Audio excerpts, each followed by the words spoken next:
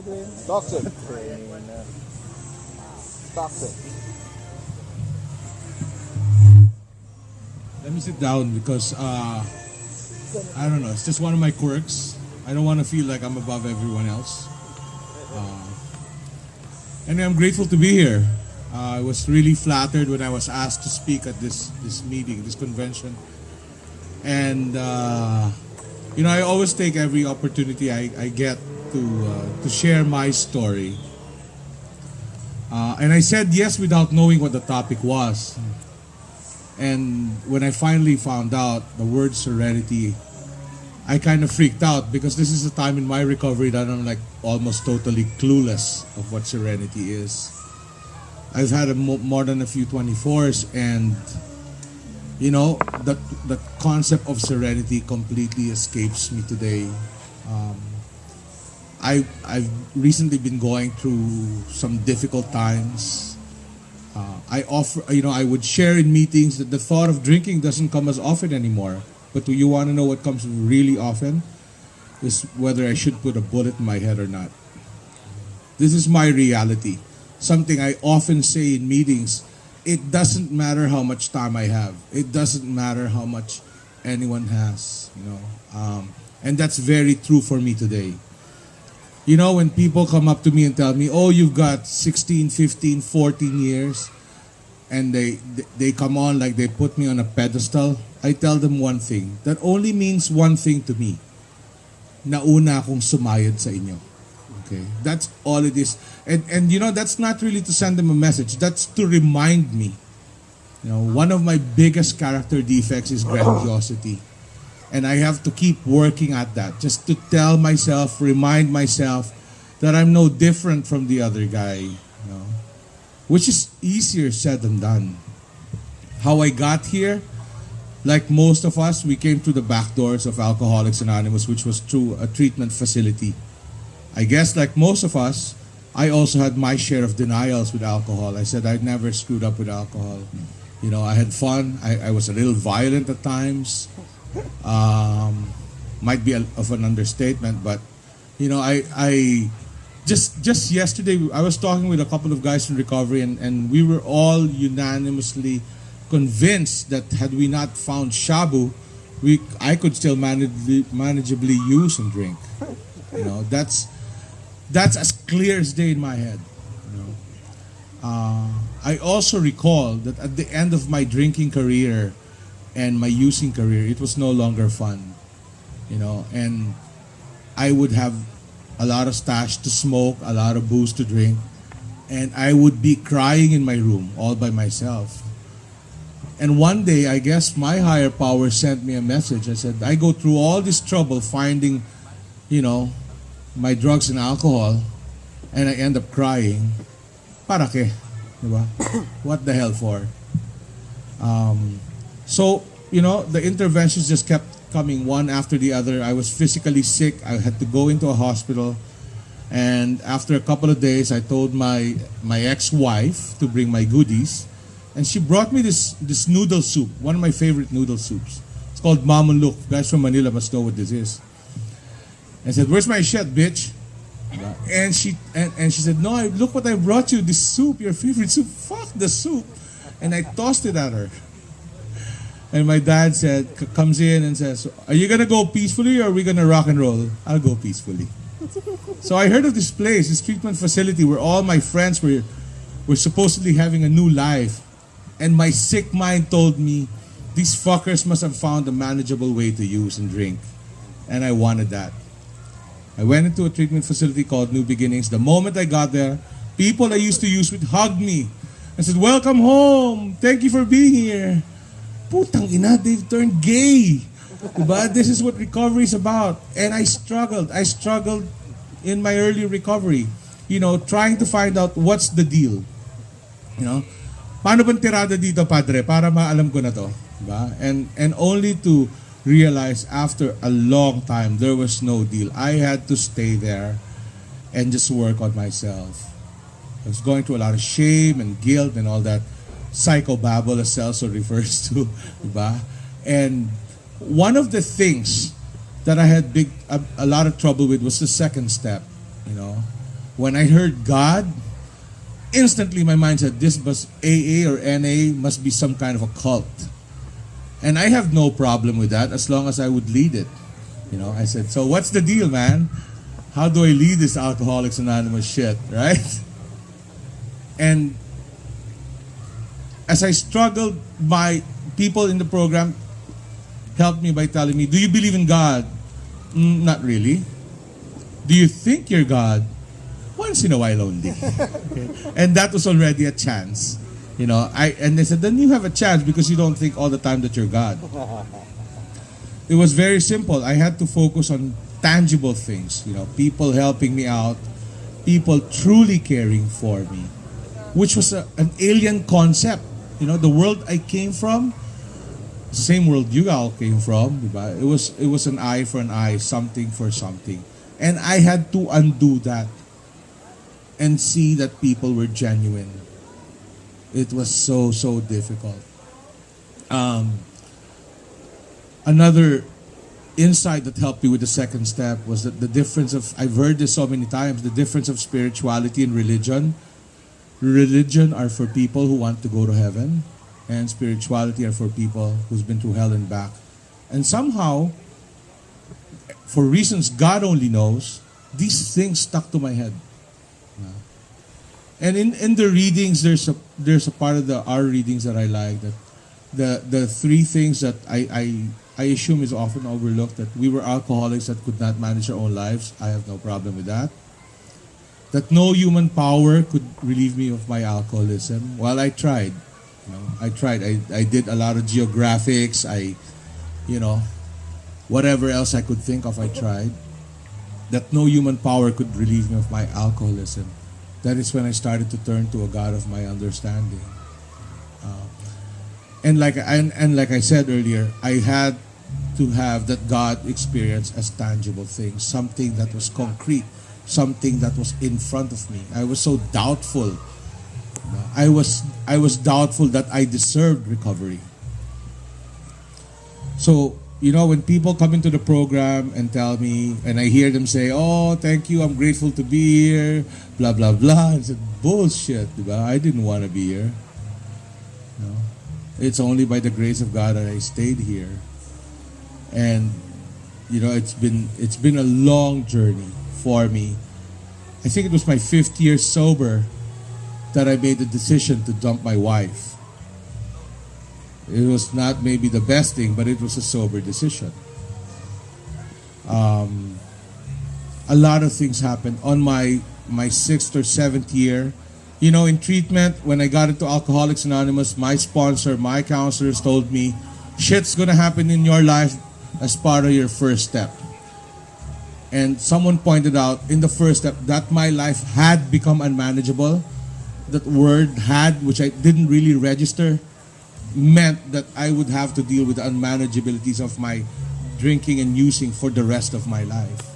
That sort of clicked. Another thing that I heard that I liked was, if you want to clean up, if you want to recover, if you want to stay sober, magpakabaduy ka na. I'm sorry, I don't know what that is in English. And I said, baduy? Putang ina, hindi ako pwede maging baduy. And you know how the core group was? We would go to movies. And because we were going to movies practically 3 times a week, we ran out of movies. In one movie, we were watching a Sharon Cuneta movie. I mean, not to put Sharon Cuneta down, but it's a local flick. And I was in tears. Putang ina, ito na yung pagkabatoy. Ayoko nito. Diba? People also told me, get rid of your mascara. My mask. Wala naman akong mascara. Diba? So easy to comprehend, so difficult to do. And, again, only by the grace of God. Left to my own, I wouldn't be here. I'd be partying, man. I recall being in the psychiatric ward, telling my doctor, give me a reason to want to stop, because then it'll all make sense. And she couldn't come up with one. I even said, we shouldn't be paying you. You don't know shit. Right? Give me a reason. And today, that's a doctor I work with. You know how things have turned around, and it's nothing but gratitude, nothing but gratitude. Even even in little things. This morning, I overslept. Wanted to take a shower at 11 in the morning. There's no water coming out of the faucet. Diba? Dati, putang ina. The devil in Miss Jones will come out. There's no water. But today, okay lang. One of the things that helps me so much is that today I can apply the rest of the 11 steps on my daily life. Not as much as I'd like to, but it's there, Of course, my self-will is still there. It's not as strong as it used to be. I struggle. I will do what I think is best and eventually get tired and give up and turn it over. That's my process. Recently, I ended a 15-year, or was it 16-year relationship with someone else in recovery. And it was probably the hardest decision I've postponed for a very, very long time. What I was unaware of was yes, I was not drinking, I was not using, but my codependent behavior was so strong that I've actually lost what was good. I lost touch with what was good for me. Not to put the person down in any way. I still love her dearly, but I need to take care of myself, and that's easy to understand, but it's so hard to do. And my higher power again intervened, making people who are dear to me tell me what they thought. One thing I found in this program, there are a chosen few that don't have motives. I just have to choose which ones to listen to. Diba? To keep an open mind, to be honest, to be open, to be willing, no matter how difficult it is, no matter how difficult the process is. I'm very grateful I found real friends, found real people in this program. Something I didn't think was good, wasn't even conceivable when I was drinking. I'm not going to go into how bad my drinking was. I'm sure we can all Xerox our stories and they'll match the alcoholic activities. My denial with alcohol didn't stop when I got out of treatment. But it was confirmed that I was an alcoholic. I found myself sitting on a table in some fancy bar, and this expats on another table left their glass half full. And at the time, beer in that place was at least $60, which is a lot of money back then. And I said, this fuckers, man, how could they leave half a glass of beer on the table and pay $60 for it? And even that insight must have come from God, diba?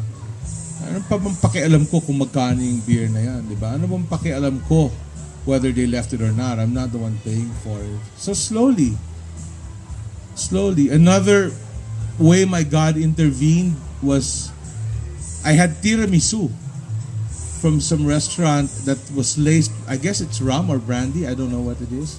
But there was so much alcohol in that dessert that it gave me a flushed feeling.